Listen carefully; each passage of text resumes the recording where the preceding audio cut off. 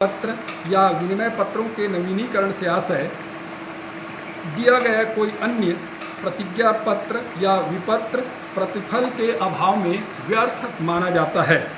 दूसरा, यदि किसी अवयस्क ने कपटपूर्ण प्रदर्शन जैसे यह कहकर कि वह वयस्क है कुछ रुपया प्राप्त कर लिया है तो भी वह ऋणदाता के विरुद्ध रुपया वापस करने के लिए किसी भी प्रकार से उत्तरदायी नहीं होता।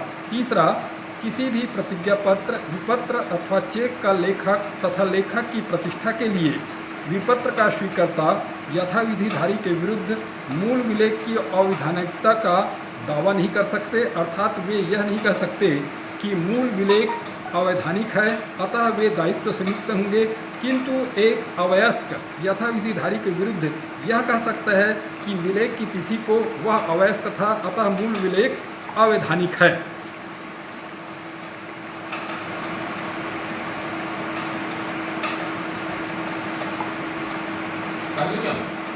15 मिनट करना है, 16 मिनट कर 16 और करें क्या 2-4 मिनट से? हाँ सर, चलिए सर। हाँ, अब मैं आपको विनिमय साध्य विलेख अधिनियम के अंतर्गत कुछ पत्रों के बारे में जानकारी दूंगा, जिसमें पहला है प्रतिज्ञा पत्र, दूसरा विनिमय पत्र एवं तीसरा चेक। प्रतिज्ञा पत्र के बारे में संक्षेप में बता रहा हूँ। प्रतिज्ञा पत्र धारा पहला, प्रतिज्ञा पत्र धारा 4 के अनुसार प्रतिज्ञा पत्र एक लिखित विलेख है जिसे बैंक नोट अथवा करेंसी नोट को अतिरिक्त जिसमें लेखक किसी निश्चित व्यक्ति को अथवा उसके द्वारा आदेशित व्यक्ति अथवा वाहक को एक निश्चित धनराशि देने की शर्त रहित प्रतिज्ञा करता है। एक प्रतिज्ञा पत्र में निम्नलिखित विशेषताएं पाई जाती है। पहला, यह लिखित विलेख होता है। दूसरा, यह शर्त रहित प्रतिज्ञा होती है। तीसरा, निश्चित राशि देने का वचन होता है। चौथा, लेखक एवं प्राप्तकर्ता निश्चित होते हैं। पाँचवां, एक निश्चित तिथि इस पर अंकित होती है। छठवां, भुगतान देश की प्रचलित मुद्रा में ही किया जाता है। सातवां, लेखक के इस पर हस्ताक्षर होते हैं। आठवां, इस पर मुद्रांक भी लगाई जाती है। ये प्रतिज्ञा पत्र की विशेषताएं हुआ। अब इसके बाद विनिमय पत्र की परिभाषा एवं विशेषता के बारे में जानकारी दे रहा हूँ। विनिमय पत्र एक शर्त रहित आज्ञा है जिसमें लेखक एक निश्चित व्यक्ति को उसके आदेशित व्यक्ति या विलेख के धारक को एक निश्चित धनराशि का भुगतान करने की आज्ञा देते हैं। धारा 5 के अनुसार विनिमय पत्र एक लिखित विलेख है जिस पर लेखक के हस्ताक्षर होते हैं और जिसमें एक शर्त रहित आज्ञा होती है जिसके द्वारा लेखक किसी निश्चित व्यक्ति या उसके द्वारा आदेशित व्यक्ति को अथवा विलेख के धारक को भुगतान करे। विनिमय पत्र में निम्नलिखित विशेषताएं पाई जाती है। पहला, यह लिखित विलेख है। दूसरा, शर्त रहित आज्ञा है। तीसरा, एक निश्चित व्यक्ति द्वारा दी जाती है। चौथा, एक निश्चित व्यक्ति को दी जाती है। पाँचवां, भुगतान की राशि निश्चित होती है। छठवां, इसका भुगतान मांगने पर या निश्चित अवधि पर होता है। सातवां, विनिमय पत्र पर मुद्रांक स्टाम्प लगा हुआ होता है। अब विनिमय पत्र के अंतर्गत तीसरा चेक के बारे में बता रहा हूँ। चेक का अर्थ एवं परिभाषा। चेक एक ऐसा विलेख है जिसे कि बैंक में धन जमा करने वाला पक्षकार लिखकर बैंक को एक निश्चित धनराशि किसी निश्चित व्यक्ति को या उसके द्वारा आदेशित व्यक्ति को या वाहक को देने का आदेश देता है। विनिमय साध्य विलेख अधिनियम की धारा 6 के अनुसार चेक एक ऐसा पत्र है जो किसी निर्दिष्ट बैंक पर आहरित किया जाता है और स्पष्ट रूप से मांग किए जाने के अतिरिक्त अन्य प्रकार से देय नहीं होता। चेक के लक्षण या विशेषताएं। पहला, यह एक लिखित विलेख है। दूसरा, एक निश्चित व्यक्ति द्वारा बैंक को दी गई आज्ञा है। तीसरा, आज्ञा शर्त रहित होती है। चौथा, एक निश्चित राशि की भुगतान की आज्ञा होती है। पाँचवा, लेखक द्वारा हस्ताक्षरित होता है। छठवां, चेक सदैव मांग पर ही देय होता है। सातवां, इस पर मुद्रांक लगाने की जरूरत नहीं होती। आठवां, चेक को बैंक द्वारा स्वीकार कराने की भी आवश्यकता नहीं होती। अब चेक के कुछ प्रकारों के बारे में बताऊंगा। पहला होता है वाहक चेक। दूसरा, आदेशित चेक। तीसरा, कोरा चेक। चौथा, कटा फटा चेक। 5वां पूर्व तिथीय चेक, 6वां तिथि पश्चात चेक, 7वां खुला चेक, 8वां रेखांकित चेक।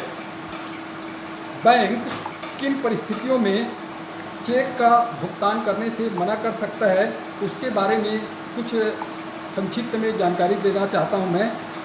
यद्यपि ग्राहक के चेक का भुगतान करना बैंकर का वैधानिक कर्तव्य है, किंतु कुछ परिस्थितियों में एक बैंक अपने ग्राहक के चेक को भुगतान करने से इनकार कर सकता है तथा उस पर किसी भी प्रकार का दायित्व नहीं आता।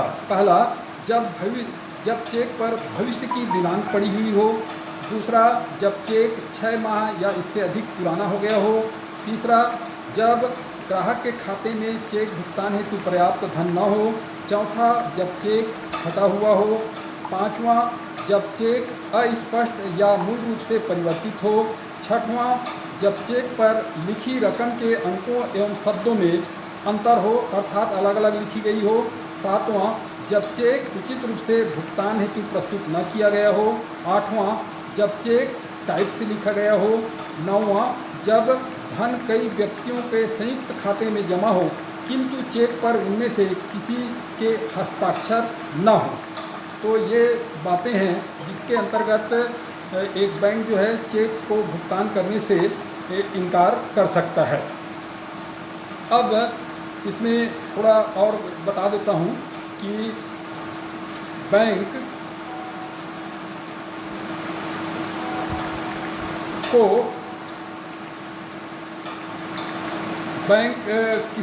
जब खिड़की पर भुगतान करने से के पूर्व बैंक के संबंध में क्या सावधानियां रखनी चाहिए, तो ये पहला है, कोई भी बैंकर किसी चेक का भुगतान अस्वीकार कर सकता है।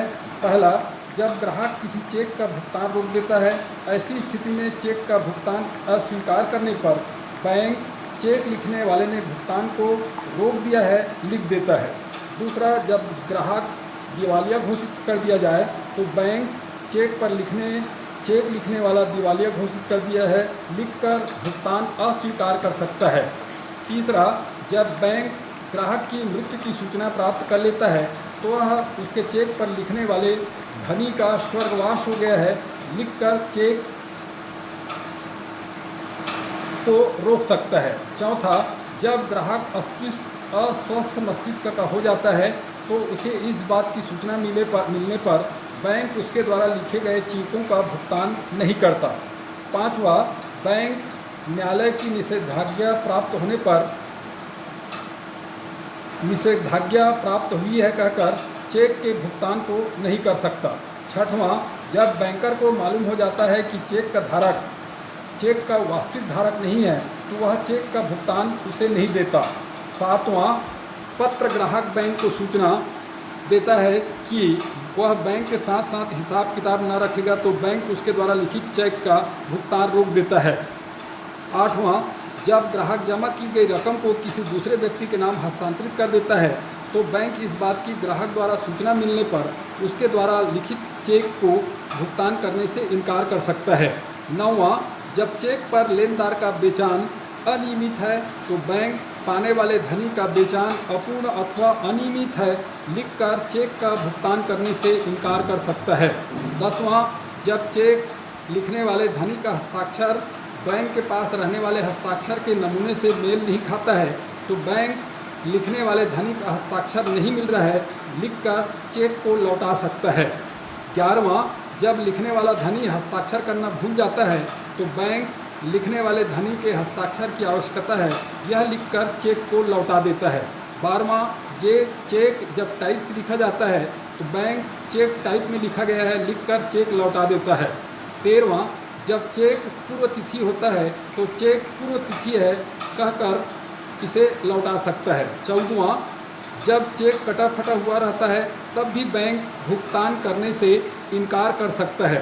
15, जब बैंक में जमा की गई रकम चेक की रकम से कम होती है तो बैंक लिखने वाले धनी से पूछिए यथेष्ट रकम नहीं है, पूरी रकम प्राप्त नहीं हो पाई है इत्यादि लिखकर चेक लौटा देता है।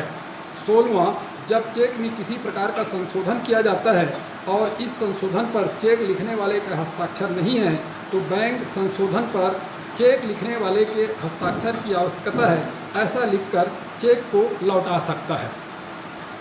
शेयर विलेख के संबंध में आपको जानकारी प्रदान की गई है और ये एम.कॉम फर्स्ट सेमेस्टर के निगमित विधि संरचना के अंतर्गत